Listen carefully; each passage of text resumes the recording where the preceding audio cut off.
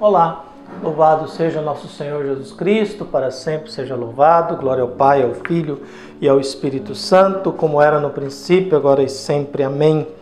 Queridos irmãos e irmãs, paroquianos da nossa paróquia Nossa Senhora da Abadia, Diocese de Cristalândia, aqui em Lagoa da Confusão, graça e paz unidos na fé nesse dia 28 de maio de 2024, nessa terça-feira da 8ª semana do Tempo Comum. Estamos em festejo aí na nossa paróquia, rezemos aí pela nossa comissão de festa, que está trabalhando. O nosso festejo começou dia 24, encerra dia 2 de junho, que sejamos um tempo bom de graça e bondade. E o evangelho que nós temos é Marcos, capítulo 10, versículos de 28 a 31. O Senhor esteja convosco, Ele está no meio de nós. Proclamação do evangelho de Jesus Cristo segundo Marcos. Glória a vós, Senhor.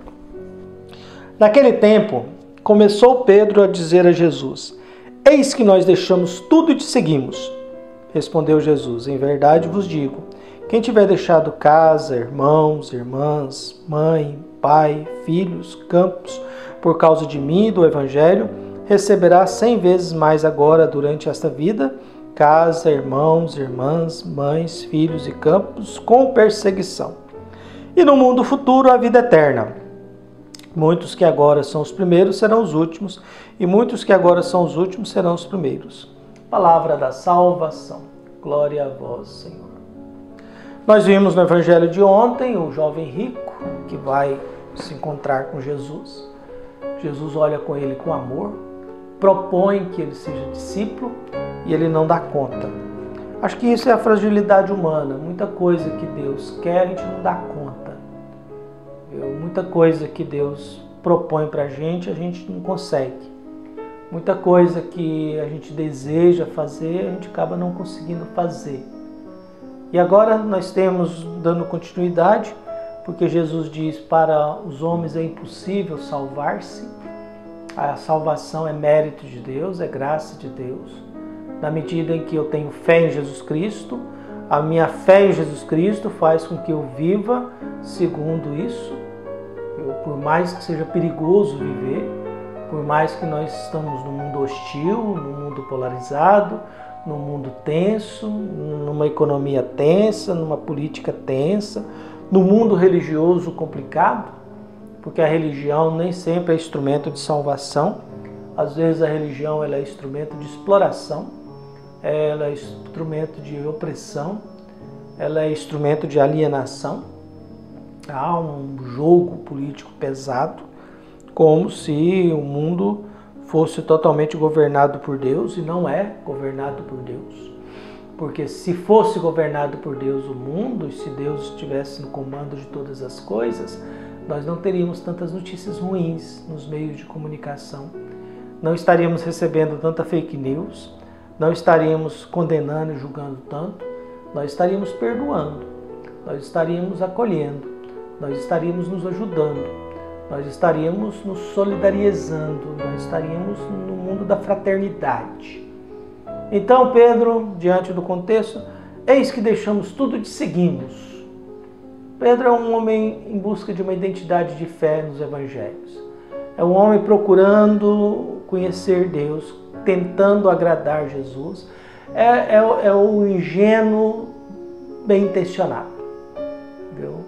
É o ser humano que não tem uma identidade bem intencionada. Ele está em busca de uma identidade de fé.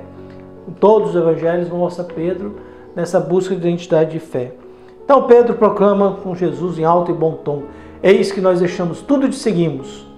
A resposta de Jesus é: Em verdade, Pedro, vos digo, quem tiver deixado... E aí ele coloca coisas importantíssimas na vida. Ter uma casa é importante, ter irmãos e irmãs é importante, ter uma mãe e um pai é importante, ter filhos é importante, ter campos é importante. Então ele pede para a gente abandonar a nossa convivência familiar. Ele pede para a gente abandonar a segurança da nossa casa. Ele pede para a gente abandonar o campo na qual a gente trabalha para a gente se sustentar. Então, praticamente, Jesus pede para a gente tirar toda a segurança da vida. A segurança familiar, a segurança de uma casa, a segurança de um campo onde eu posso trabalhar, plantar, criar para sobreviver. E tudo isso por causa de Jesus e do Evangelho. Essa renúncia que Jesus pede, não é, a gente lê isso com muito romantismo, mas é muito difícil. Você perder a sua casa, perder o seu campo, perder irmão, irmã, pai, mãe, filhos, que são pessoas sagradas na nossa vida, né? Afinal, estamos falando da nossa família. Deixar tudo isso por causa de Jesus e do Evangelho. E a promessa de Jesus é: você receberá 100 vezes mais aqui. Tudo isso. E é, de certa forma, sim, né? Porque eu deixei minha família, deixei a casa dos meus pais, deixei tudo. Para falar, né? Nunca tive nada, né? Então, não estou deixando nada, né? Era deles, né? Não era meu, né? Então, praticamente, não deixei nada, né? Porque nunca teve nada. Para quem é pobre, não tem como deixar alguma coisa, né? Você só pode deixar se você tem. Você só pode fazer voto de pobreza se você tem alguma coisa. Caso contrário, não adianta fazer voto de pobreza que você não vai renunciar a nada, né? Não adianta você fazer voto se você não tem nada para oferecer, para deixar. Então você receberá mais com perseguição.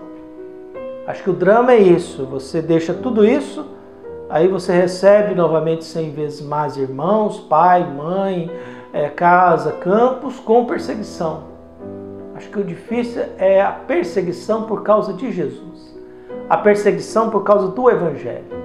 A perseguição que é o drama da vida. E a gente sempre corre o risco de ser perseguido, né?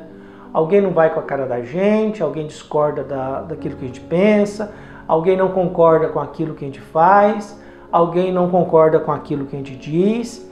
É o que eu aprendi uma vez com o superior. Eu falei, olha, você pode discordar de mim à vontade, desde que você argumente. Eu também acho bom esse princípio. Você pode discordar de mim à vontade, desde que você argumente. E às vezes é complicado esse trem, porque as pessoas às vezes criam um problema por coisa pequena. Viu? Cria problemas e dificuldades por coisa pequena. Acha um crime humanitário, às vezes, uma madrinha, uma mulher ser madrinha de um rapaz na crisma, um exemplo banal. Quer dizer, esse machismo, né? Essa ideia, essa mentalidade machista, né? Homem com homem, mulher com mulher. Uma mulher não pode ser madrinha de alguém que está crismando, um homem não pode ser padrinho de uma moça que está crismando. Então, às vezes, a gente tem que se desgastar com essas preocupações, que são preocupações inúteis. Que são preocupações inúteis, como se isso fosse o fundamento da fé, ou isso anulasse o sacramento, né? Anulasse o sacramento, né? Então, a gente vive esse mundo complicado, difícil aí.